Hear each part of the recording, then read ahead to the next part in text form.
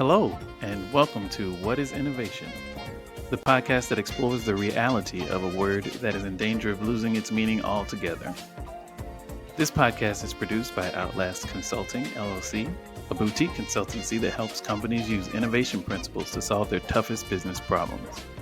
I'm your host, Jared Simmons, and I'm so excited to have Geoff Orazem. Geoff Orazem is the founder of FedScout. FedScout provides federal market intelligence and business decision support to small and emerging government contractors. Before starting FedScout, Geoff was an engagement manager at McKinsey and a Marine infantry officer. He holds a law degree from Harvard and a computer science degree from St. Mary's College of Maryland. Geoff, so glad and excited that you were able to join us on the show today. It's been ages, but time flies, and I'm just excited to be able to reconnect and get your thoughts on innovation. Jared, yeah, it's too funny. It's been a decade, and it's just so nice to see you and hear your voice again. Thank you for having me on. Likewise. All right, well, let's dive right in. What, in your mind, is innovation? That's a great question, and sure, a lot's been written about it. I think my big insight is that everyone makes a big deal about kind of the 0 to 1 innovation, to borrow a Peter Thielism. It's this idea that you're going from a blank canvas to some intuitive brilliance or insight. And sure, that exists. It's great. I'm super skeptical that it happens very often. I think 99% of innovation is incremental, and it is the borrowing of an insight that some other industry had, maybe decades earlier, and bringing it to a new context. I think it's a form of pattern recognition that is bringing a pattern of success or change from one setting and bringing it somewhere else that nobody else has thought of. I love that, because then the context is really kind of part of the equation. Definitely. And so when you change that, it sounds like the pattern recognition and bringing it over to the new domain is part of innovation. It's not just necessarily just this lightning bolt revelation. Yeah, right. Yeah, makes a lot of sense. I love the pattern recognition part. So what kind of patterns have you recognized, and how has that shaped your career, or, what you're currently doing? Tell me more about that. Yeah, I think I have a fair number of thoughts, that just sort of every day I'll just be walking down the street and see something and like, oh gosh, why aren't we doing that somewhere else? I think an easy example, and one that's near and dear to my heart. So a lot of my time is spent trying to help business interact more effectively with the federal government. Happy to explain why that's my passion, but taking it at face value, that's where I spend my time. There's a central challenge within the industry of helping government contractors connect with government contracts. It's a very challenging marketplace. Right. And we have a product that tries to address this problem. But the situation I saw was that the existing government federal market intelligence platforms, the other platforms that were trying to solve this problem, reminded me a lot of the early online dating platforms. So, my memory, I'm old enough to remember when, Match.com came out. Oh, yeah. And, all of these, Plenty of Fish and eHarmony, a lot of these. And my experience of them, my perception of them was that they believed that if only they could get enough data on the men and the women on the platform, that they would eventually be able to get such precise predictive matches that they would be able to pair people off very effectively. And I think that was broadly never really panned out. And then this platform called Tinder came along and kind of took an opposite approach and said, hey, we can't do this. There are too many variables. There are too many unknowables. Yeah. How many people have you met in your life where it's like, oh, when I went on my first date with my now husband or wife, I never would have dated someone like this, and here we are happily 10 years later. And what I thought Tinder did brilliantly was to say, look, we can't. Machines are really bad at making these sorts of evaluations, but people are really good at it. And so what are they really looking for? It's like, well, is there attraction? Okay, we need a picture. Is there general, are they close enough to go meet up? Okay, we'll put the location. And, maybe is there some like intellectual, socioeconomic filter that, is helpful? Yes, okay, we'll put their college or workplace, but that's all you get. But what they did was they made it extremely easy to filter thousands of people a day. Swipe left, swipe right, and you're filtering. So you're allowing the computer to be really good at the stuff that computers are good at, i.e. some coarse filters. Right. And then you're letting people be good where the people are. And we just stole that insight and applied it to our platform, which was knowing which government contract is going to be good for a company is extremely difficult. And no amount of machine learning and data will ever get a precise match. So instead, our app, the mobile version of our app, just makes it very easy for people to swipe left, literally swipe left or swipe right on contracts. Oh, wow. And then, the ones that they like, go to their liked lists. They can go learn more about them. Wow. So that's really cool. That is a perfect example of your definition of innovation. As you think about kind of having that insight and applying it to this, what about the government contract problem made it such a great analog for the dating problem? Yeah, it's a good question. So I think it's the messiness of both. Their dating and attraction and compatibility, really anything involving people. It's just exactly. Extremely messy. And there are just so many factors and unmeasurable variables. No surprise to anybody that pairing people romantically is very challenging. Right. The challenge of government contracting is actually not dissimilar, because while the government has a robust set of codes and metadata that they connect to each opportunity to say, it's in this industry code this way, it's in that product code that way, it's coming out of this customer, and they have vast amounts of text associated with each opportunity.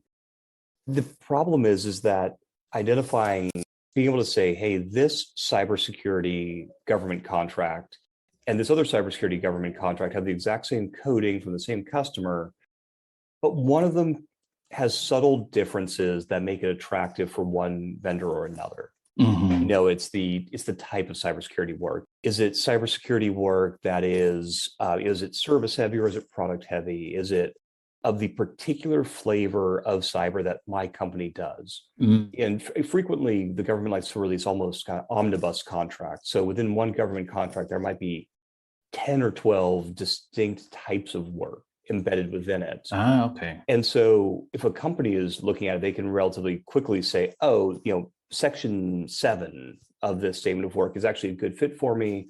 I'll need to team and partner to fill out the remainder of the capabilities. Right. But that Section 7 is really interesting. So we're trying to help people figure out that here are all the sections. We're just going to make it really easy for you to say yay or nay. Interesting. You're not trying to project some level of knowledge into the situation. You're just helping to kind of sort of expose people to surface the information that they need to make an informed decision. That's right. So we're really, I view our job is to get rid of the obviously wrong ones and then make it really easy for people to accurately evaluate the potentially right one. Got it.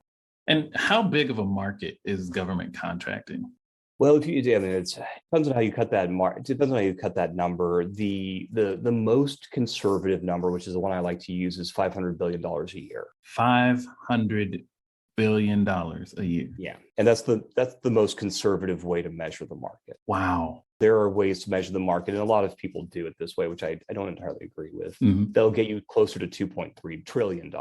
Yeah, I've heard that $2 trillion number, but 500 billion is more than big enough to kind of struggle to wrap your head around. That's a huge market. You're kind of helping people make sense of this $500 billion marketplace. Is there a rough number of contracts that sort of is associated with that, or does that fluctuate a lot?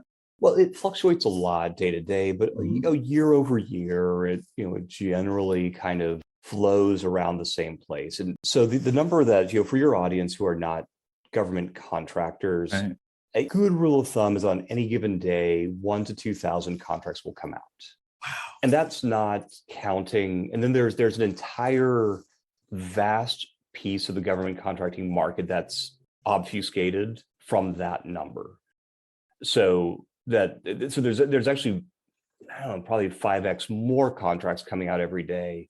But unless you're an established contractor, you don't even get to see those. Oh, okay. These are the ones where you've demonstrated you've got a certain amount of spend that that has been spent with you as a government contractor or something like that, some sort of hurdle. Yeah, exactly. It's Yeah. there's stage gating, and the government has created a variety of walled gardens through that you kind of have to like get in the door to the walled garden before you can even take advantage of the contracts in there. Got it. 1,000 to 2,000 a day. Yeah, which on the one hand, yeah, no, it's a staggering number. Yeah. Yeah, no, I was going to try to rationalize. No, it's an astounding. That is huge. And it's such a black box to me. Mm-hmm. We do product development, innovation work. We do facilitation and all sorts of things. And, it really, one day, it's on our glide path as a company to be able to get into government contracting. Mm-hmm. But it just feels like a huge mountain to climb. And I think that's what's so exciting about you being in this space is it feels like you're reducing the barriers to entry, to kind of understanding what it is, what government contracting is, where to find it, mm-hmm. and how to play in this space.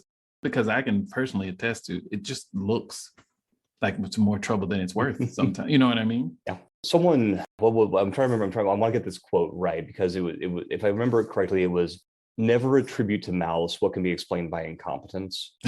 And I'm glad you laughed because it's funny, and I don't mean to be too negative on the government on this one, but there is a perception, I think, that it's a malicious interest in keeping people out. Mm-hmm. There is a cabal of super wealthy defense contractors from your favorite top 10 beneficiaries of the government market that are conspiring. I don't think that's the case. Oh, okay. I don't think it's deliberate. Yeah. I think it's just like you see with any other large institution. Large institutions are, in my experience, quite reactive, and it's been going on for a couple hundred years. And so 50 years ago, there was some malfeasance in a particular government contracting space. And so they put a very prescriptive solution in place. And there's always an incentive to ratchet the regulation forward, but nobody has an incentive to ease off that ratchet. I see. So it's sort of organizationally and maybe bureaucratically expedient to add elements, another hurdle or another walled garden. Exactly. There's no market motive to reverse any of that. Absolutely. Imagine you're a mid-level administrator, or you're somebody in Congress. You see some gross malfeasance happening and spending in Iraq over the course of the wars. One very reasonable position would be, wait a minute, this is the first time that malfeasance has happened in 100 years. We hammered the hell out of the bad actor. Okay, that seems like enough. We've made an example and we're done. Or the response can be, we did all of that and we put another check in place. We put another regulation in place. Right. We created a new role or position, stage gate, to prevent that from ever happening again. So everyone chooses the latter because they want to go tell their boss, the story. We would tell the story. Yeah, well said. They want to tell the story about how they were tough and how they took a proactive stance against this tide of corruption. In this community, there's kind of the old joke that nobody ever got fired for classifying a piece of information. Right. There's no downside to the person making the decision. If somebody writes a report, is it classified or not? If they decide it's classified, and nobody will ever get in trouble for that. But if they say let's keep it unclassified, and they get somebody identifies some classified information, or something negative happens with that information, that person will get hammered. Right. So the incentives of the individual arbiters and this isn't one person. This is just this mist of decisions that are happening across the literally millions of federal employees every day. This very well-intentioned, personal incentives maximizing decision making is happening. And next thing you know, you have an insanely bureaucratic and destructive system. Built almost like one brick at a time by people who had no intention of building this monolith. They were just laying bricks, putting their brick down. That's a great explanation. And it sort of really helps to paint the picture of, how something can come to life, how this could have, because it looks designed from the outside looking in. It does. Because it is so organized and structured and specific. It's hard to understand how you could get to that level of specificity without intentionality, but that's exactly your explanation really makes that real. What role do you think innovation could play internally with the government to sort of address that? It's so important. Let's start off with some praise. The government, I would say, well, let me, so I'm 10 years old and, really focusing on the federal market. So my, what happened kind of pre 2000, choose a number, 2010, let's call it in round numbers, questionable at best. But so from where I sit, with that perspective, it really did seem to start under Obama. And my sense is that, he came in with this message of change, brought in a lot of young staff, people coming in from the private sector, people who it was under him that they started the Presidential Innovation Fellows. They just started, and then that permeated down, and you started seeing this blossoming of innovation units across the agencies. Oh, wow. So at this moment, I mean, I'm hard pressed to think of any government agency that does not have an innovation team. Wow. Or in the case of DoD, you've got like 12 innovation teams. I had no idea. That's encouraging. It is, isn't it? Yeah. And so it's this really interesting David and Goliath story where you've got these, and by the way, everybody, it's not even a David and Goliath story, because in this story, both David and Goliath are well-intentioned and thinking they're doing the right thing. There's no villain in this story. Although, again, our previous conversation of whether it seems designed intentionally, maybe it's easy to assign, evil intention. And, anyway, you get it. Right. To answer your question more directly, what's happening? So there has been a real effort over the last, probably accelerating more over the last 5 years, definitely going back into the 10-year mark, where you started seeing just a lot of efforts at being more customer friendly. There's been a lot of changes in the acquisitions procedures. People have authorized new mechanisms to purchase and engage with industry in a much more recognizable way, in ways that, you and I would see as, these look like commercial term sheets. Oh, okay. These look more like commercial timelines. Oh, wow. And, they're not there. They're definitely not there. And especially on big contracts, if you want to see a case study in what's wrong, your listeners can go do a little bit of exploration of the JEDI contract. Just a mess. But at the same time, I love that the JEDI team, the people behind the JEDI contract were trying. Right. They were trying to do something different, and they had the best of intentions, and it just went sideways. But you know what? That's going to happen inside of any innovation experience. Right. And so I don't know what happened to those individuals. I don't. But I do know, because I listened to the speeches being made by acquisitions and other innovation leaders within the space, they're saying the right things. Things like, if you mess up, but with a clean conscience, we'll defend you. As long as you're trying and you're doing your best to play by the rules.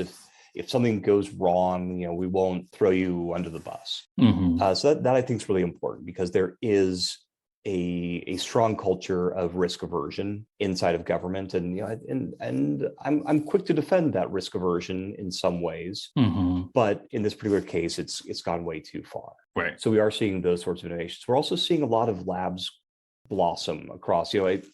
One thing I will stick up for government around. In the innovation space is, I think that government is the most innovative and the most risk tolerant organization I know of when it comes to technological risk. And I think this is something that people overlook a lot, because, there's people get excited about billionaires firing themselves into space, and, these big business model innovations that result in, me getting this iPhone that I love. Right. But let's be real. If Apple had to pay to develop each of the pieces of this iPhone, we would not have iPhones in our hands. That is so true. Almost every component of and I'm not exaggerating, almost every component of the iPhone traces its roots to decades of investment by government into touchscreens, into micro cameras, into semiconductors. Let's see here. What else? Into Siri. The internet. I mean, the government is the great great grandfather of the internet. Mm-hmm. And so one message I'm doing a lot of work with small businesses that are trying to move deep tech projects, and like no VC is willing to invest in them, because no VC is willing to take 10 years on a moonshot bit of technology. That's just not there. And not a criticism, that's not what they do.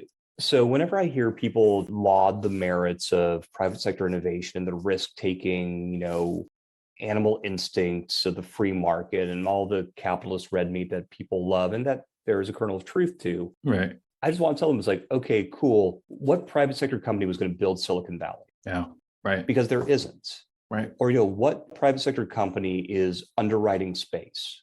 30 years from now, we're all going to be taking vacations to the moon, and we're going to give all the credit to the Elon Musks of the world, and who certainly deserves to be on a pedestal. But let's not throw government under the bus as being this, the gang that can't shoot straight. Right. When they were laying those bricks, those technological foundational bricks that other people stood on, that finally led to a commercial, to a U&I product. Yeah. So so glad to hear you say that. I just finished reading Walter Isaacson's book, The Innovators. And he talks a lot about how the World Wide Web and the internet came into being, and a lot of the equipment, a lot of the teams, a lot of the mandates and the money came from the government, the federal government. And when people like Bill Gates needed a computer to, do his programming and things on, it was government funded computers at his university that, he started out working on, government funded computers in his own, his hometown. So I couldn't agree with you more. That's very well said. And the space example is easy to see. Here's just a good thing for all of us to keep in mind. In the 1960s, the US government was sending people into space. In the year 2020, the private sector finally started sending people into space. And the government was sending people into space back when they were launching rockets and launching space shuttles using whatever the computing power that's probably on your wristwatch today. Exactly. So when we look at SpaceX, let's not overlook all of the advantages in material science, in the physics, in the rocket science, in everything that's 60 exactly right. years worth of investment from DoD and NASA and other government agencies that kind of gets overlooked. Why is Elon Musk getting all the books and all of the praise and ticker tape parades? Right. The NASA administrators over the last 60 years have just as much ownership of SpaceX's success as he does. Yeah. And I think the people who do the work at SpaceX, and probably Musk and probably Bezos and Branson and all of them, would agree with you. It's just popular culture can't for some reason latch onto that because it's a bit of a rock star culture. In general, and then around innovation, it has suddenly become, there's a list of 5 or 10 people who are innovators these days, and everybody else is just watching them work, I guess. So I think that's really kind of what is so exciting to me about you sitting at this intersection with this novel idea and novel opportunity for people, is that you can kind of invite people into the space, this $500 billion space that not only needs innovation itself, but also needs innovative solutions to its problems. And the more diversity you can bring into the process, the more diversity of suppliers you can bring into their world, the more diverse and more unique and fit for purpose solutions will come to be, because our government is big, but its footprint is bigger.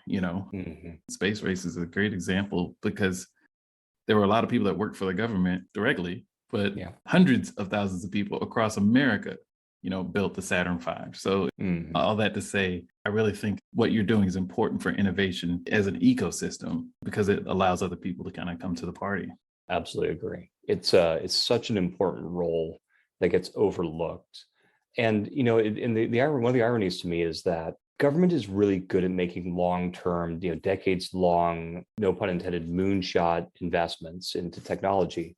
And then they turn around, they try to open a website and it's just a disaster. And which is, I got to be honest, I'm very sympathetic to all the government haters out there without naming names. Government has a bad rap right now.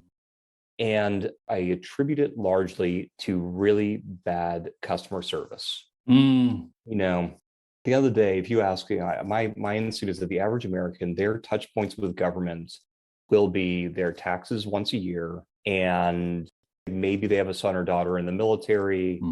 They're probably sending some stuff through the US mail. And all of those websites are just a mess. The touch points that the average American will have, kind of the consumer, the government, the G to C side of government is deeply broken. Interesting. Which unfortunately is sort of having this really, really awful facade on an organization that's doing some truly astounding work. Got it. And I guess by extension, because of the number of small businesses, which is a staggering number, I had no idea. Because of the number of businesses there are in America, the contracting side is also a big part of the perception of the government. Enormous. Yeah. The number of registered government contractors, I believe I looked, and last I saw, it was right around 800,000.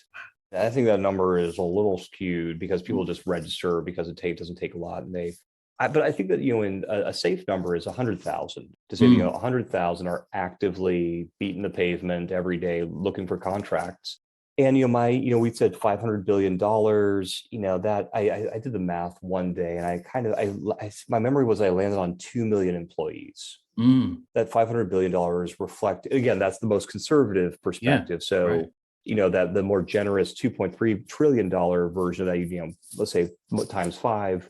So we're easily talking about 10 million Americans that are government contracting in one form or another. Right. So that's a significant portion of the total workforce. I don't blame them. It's, if those are your experiences, of course you think that the government's incompetent.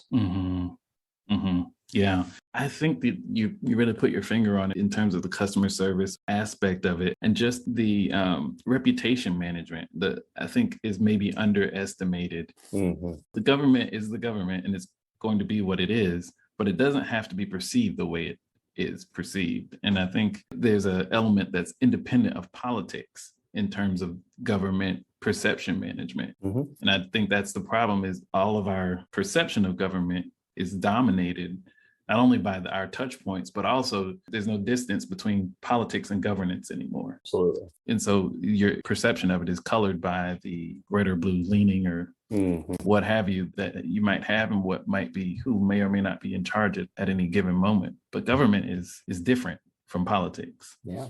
I would love to see big billboards all over America and just saying, the next time that Google Maps tells you which way to drive, thanks GPS, we built that. Right. The next time that you're, excited about that new, taking that selfie on Instagram, remember that the camera in your phone came from NASA's work to micro eyes, cameras going to satellites. Yeah. The government has so many good stories to tell. Exactly. That, they touch on people's lives. If we look around, the industrialization of the country is a direct result of the government contracts that were being put in place for the war effort in World War II. The national highway system is like, hey, are you enjoying taking a trip down, I-5, getting places fast? Thank Eisenhower. Yeah. This is all so much of the story of America's prosperity and the consumer packaged goods that we just come to rely on and that we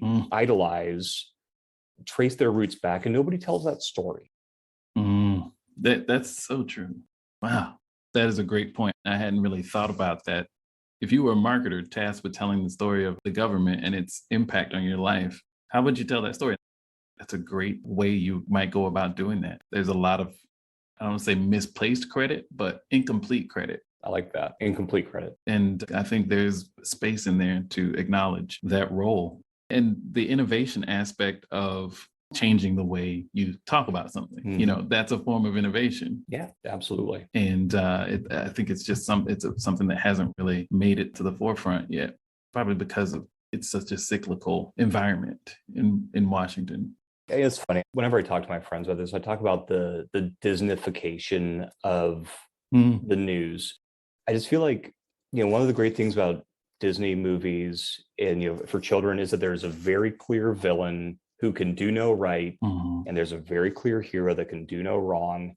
And I think that we apply that same basic framework to our political lives and the way that we tell stories in modern communications. Like, you have to have a hero that you can root for, and you have to have a villain. And the villain could only kick puppies, and Right, it's just exactly. there's that's never, people are not that simple, and Mhm. stories aren't that simple, but there's a lot of investment in the political space in creating simple stories. Yeah, yeah, yeah.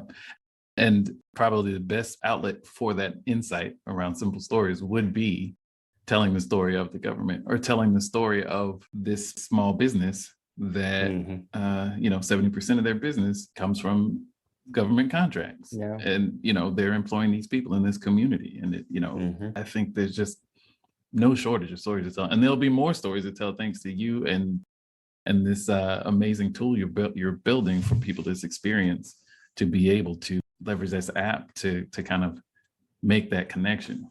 If any politicals are listening to this, I would love to collaborate on Twitter feeds for every representative and every senator Mm, that just tells all the wins that have happened in their district. I've looked on congressional Twitter feeds. yeah. Nobody tweets when one of their constituents' companies wins a big contract. It just blows Oh, my mind. wow. I mean, my God, like, if, especially, not to make this on left and right, but like, if Yeah. you're a pro-government politician, why aren't you saying, hey, this government contractor just won a $10 million contract in my district, and it's Mm, going to create this many jobs? mm.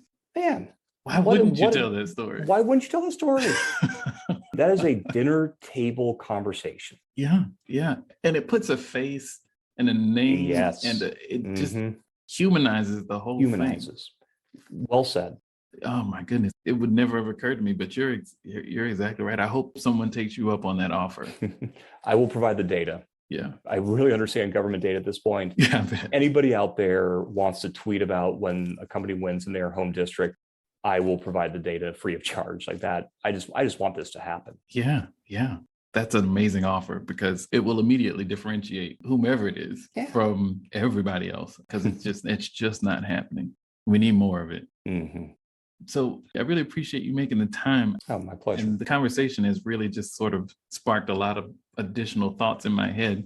I want to ask you two kind of questions. The first one, I just want to ask you to just kind of walk through how someone could kind of take advantage of what you're doing, because I do think it's a huge black box for a lot of people. Yeah. And so I really want you to kind of walk through that and then just any advice you have for innovators more broadly. Well, thank you. I don't want this to become a pitch for my services, but I say this with sincerity. So come to my website. It's fedscout.com. We have a lot of educational content that's just free. It's under our resources tab. Just come there, read it. There's no gating on it. Just consume the content. I've started a couple different government contracting businesses. We met each other at McKinsey. I come from a private sector background. And so I really tried to shape all of the content that we created around the questions and the urgency that a young entrepreneur has. Knock on wood, we've made a bit of a pivot in the last month and a half to focus more on those day zero contractors, the people who are just kind of kicking the tires on the market. So by, again, knock on wood, first week in January, we're going to be releasing a suite of free tools to just help curate someone's entrance into the federal market. But in the meantime, feel free to reach out, send us an email. There's a lot of content that's already there, and always happy to have these conversations. That's number one.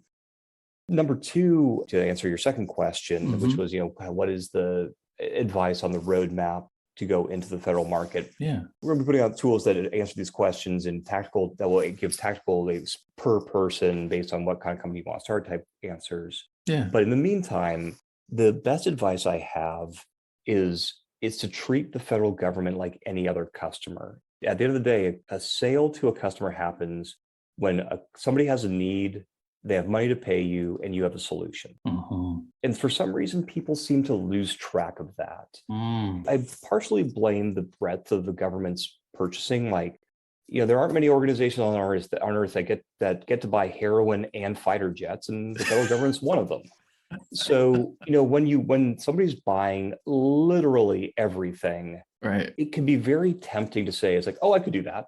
Oh, I could do that. And I see people, they're like, they're like a dog chasing rabbits. They're just beaming around a field, seeing contracts pop up. It's like, oh, that one's calling for janitorial services. I know some people who can do janitorial services, and they send it their way. And then it's like, oh, wait, that contract's for, whatever, new tires. So number one is really understand the market.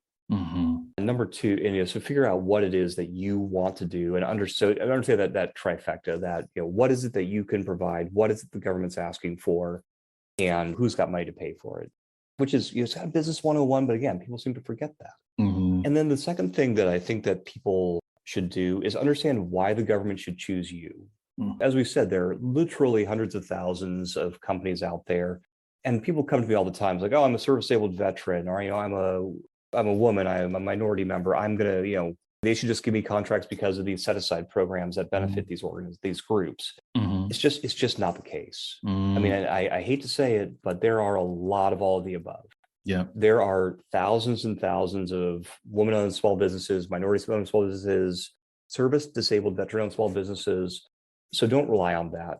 Understand the differentiator. And typically the differentiator in government is going to look like one of two things. It's your lower risk, which means, you have more credentials, you have more letters after your name. A track record of some kind. Exactly. You have tangible past performance and certifications that say you are lower risk and you know what you're doing.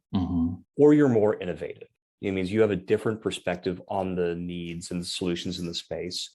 So I think that number two is really figure out what your message is to the customers. Like, the government almost certainly has an incumbent vendor that they're currently purchasing the product or service from.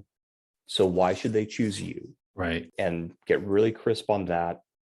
And then the third thing, I pound the table about this all the time, and people don't listen to me, and my feelings get hurt. Yeah. But the thing that people should be doing is to figure out how to create a minimum viable service. And the best way I know how to do that is to write. Nice. It's to just sit there and write, post it on LinkedIn and Medium and Twitter. If you really are more innovative in your solution, or you're really more low risk and more credentialed in your space, then you should be able to write about it. You should have no problem writing a couple tweets a week, and maybe a couple hundred words about a particular topic. You should be able to do that for 3 to 6 months every week. And if you can't do that, if you don't have enough perspective and enough depth in your market, in your service or product to do that for 6 months, you probably don't have enough depth to win a government contract. Oh, that's brilliant. That is brilliant. I'm a huge believer in writing. Just start writing. And the good news is that if you really, that's not wasted time. That's 6 months of building your audience. That's 6 months of credibility. That's 6 months of people saying, oh, wow, Jared's got an interesting point of view about blank. I want to go talk to him. Yeah. This is your business development that you can do while you're employed by some other corporation that's paying you benefits and giving you a nice salary. So those are the three things. Man, Geoff, that was solid gold. I mean, all that was amazing. That last one, I hope people really take to heart, because writing's hard. It's hard. It's painful, but once you've written something, it's written. And I think that's the piece that is really powerful about that, is when you go to make these, to try to land these contracts, you've got content to pull from. You've been refining your voice, refining your message. And because you're doing it in writing, you've got the whole evolution at your disposal. I think that's a really under-leveraged use of that. A lot of people think about it in terms of marketing, but it's really a great tool for organizing and advancing your thinking. Advancing your thinking and proving to yourself that you know your industry and you know your business and you know your differentiators so well Because it's very easy when you're sitting in bed at the end of the day, you can make some hand wavy. Oh yeah, I'm really good at this. I'm so much smarter than everybody else. Mhm. But okay, cool. Write 500 words about that. Write 500 words about why the current way of doing X is wrong and that you've got a better way. Right. Because if you can, that's going to attract attention. Yeah. If you can't, better to figure out that you can't now while you're still gainfully employed than figure out that you can't after you've quit your job. Wow. It's been 10 years, but it feels like it was just yesterday. It really does. Picked up right where we left off. Always Yeah. insightful and fun conversations with you, my friend. And I appreciate you, sharing your thoughts. Yeah, it's my pleasure. Connection to pattern recognition and context, in particular in your innovation definition, and the focus on writing in your advice. Those two things alone, I think, are solid gold, man. So thanks for your time. And thanks for making space for us in your day. Thank you so much for having me. And it was such a treat to get to reconnect with you. Yeah. We'll have to see if we can get it down from 10 years. The 10-year cycle. We'll whittle that down a bit. I hope so. Talk to you soon. All right. Take care.